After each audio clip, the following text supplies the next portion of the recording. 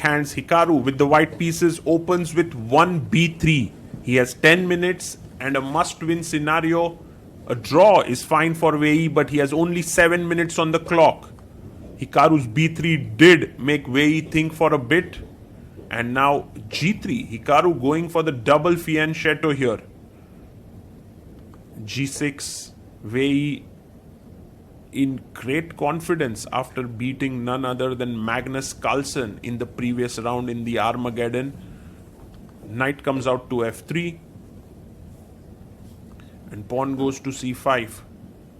Bishop g2, bishop g7. So very simple development by white, getting the double fianchetto here. Black has actually managed to control the center a bit. Knight comes up, h5 by Wei. Whew! Wow, interesting move. He's trying to go for an attack, making use of the rook here. Will Hikaru kind of play h4 here? Yes, he does. He stops Wei's ideas. Now black castles here. The c5 pawn is some sort of a weakness. One must remember that this knight c3, knight a4 business which happens in the Nimzo Indian can become very powerful here. So Wei has to be careful about it. And he plays the move d4. Wow. Closing in the bishop's path, d3. Hikaru will try to put pressure on the c5 pawn. e5 played, knight comes out to d2. Also remember, taking this pawn on c6 is feasible, but maybe not the best. Queen d6 played here. And now queen comes up to c2. And he pushes his pawn to a5. Rook a e1.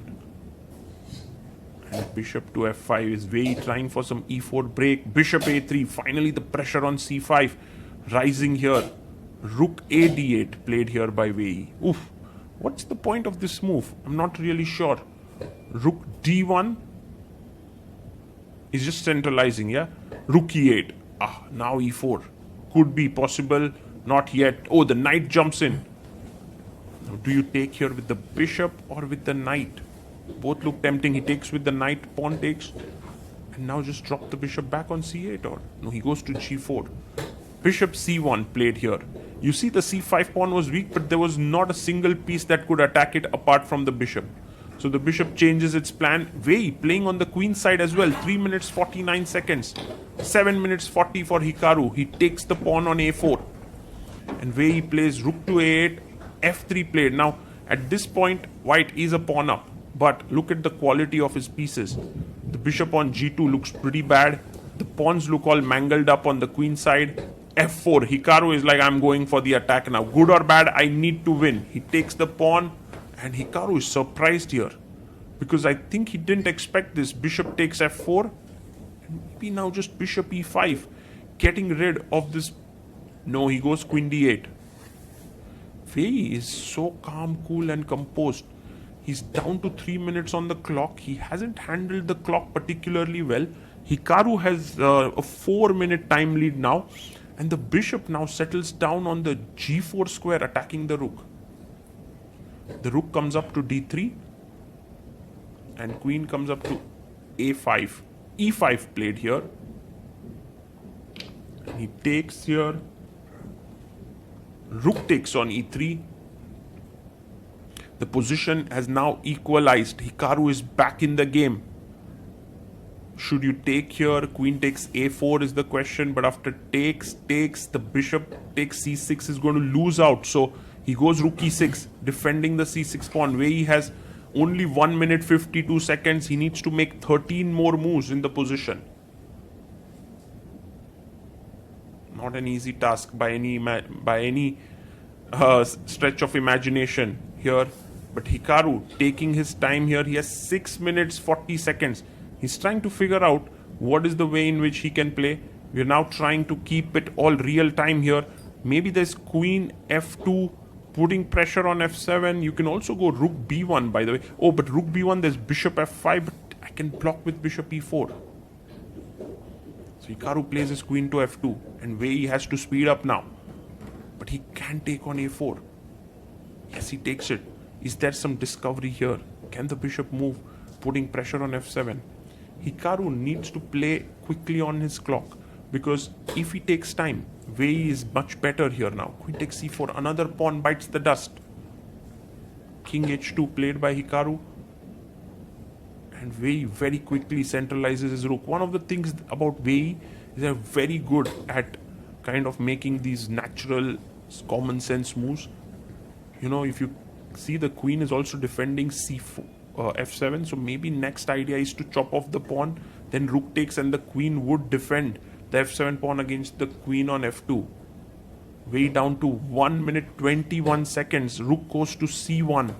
You can see Hikaru. He doesn't care. He has 5.5 minutes on the clock. He's nodding his head. He's feeling the energy. Way down to 1 minute 10 seconds. Oof, the pressure is mounting.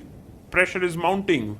Wei's position is great, but his clock time not so much. He takes it. He takes the pawn. Hikaru actually moving away from here was not great, but isn't rook takes c5 losing a piece here? Well, rook takes c5. There is this insane move, queen b6 pinning here, and Wei might have spotted it. Takes. Queen b6. Oh, exquisite. Exquisite. Beautiful. If bishop e5, rook e5. If rook takes e5, queen takes f2, rook e8, king g7. This is actually a great position for black because the white king is weak here. So this is not just great calculation, but also great assessment of the final position. And way down to 58 seconds now. Hikaru has 5 minutes 23 seconds on his clock. And you can see Hikaru now rightly taking some time, because on one hand he can play rook c2. It's a move. But the queens get traded and he cannot win that position, you know. He would be a pawn down. But on the other hand, how does he keep the juice flowing in the position? Like queen c2, then there is bishop takes f4. And if you go rook e6, I have an intermezzo with a check. And then I pick up. So he goes rook c2, takes. And it's kind of unfortunate. But now, Wei has 56 seconds to work this out. They are on move 36, so 1 second increment will begin in less than 4 moves. a4. And I think Wei can feel it, that he'll win this game. He's very close to it. You know, beating Carlsen first. And then Hikaru in Armageddon. Maybe that just is insane. Even more difficult than classical games, I would say. These two players are so good at speed chess. And look at Hikaru there. He knows that now it's difficult for him here. Pushes the pawn, rook a3. Now it's all about speed. Check. And yeah, if he wants to continue playing for a win, there's king f2. But I mean, there's no way. He's just going to play rook d2, rook d1. And yeah, you can see the famous Hikaru expressions here. Of course, he's unhappy. King f2, check. King f1. He wants to win. Rook b6. Rook comes back. But now Wei is winning. Okay, maybe there's rook c2, but then there's bishop c6. Why not start with c5? He plays bd5. Aha. That's a smart move by Wei, who just needs a draw. And once you trade, pawn push, rook b2, a6. The pawn is going forward, but then check, and it is going to end in a draw there. Hikaru is smiling, not so happily there. He's unhappy with his position. He's shaking his head, Wei as calm as ever. He knows the victory is within his grasp.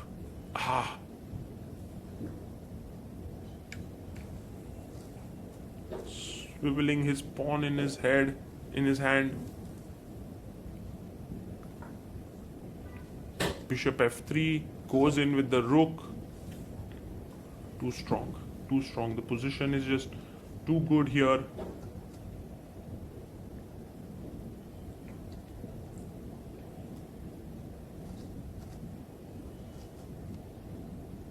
And is there any way to keep this going now? I think there's none. He goes here, bishop takes f3, rook takes, check. King here, rook h2, king here, rook check. And a draw has to be agreed.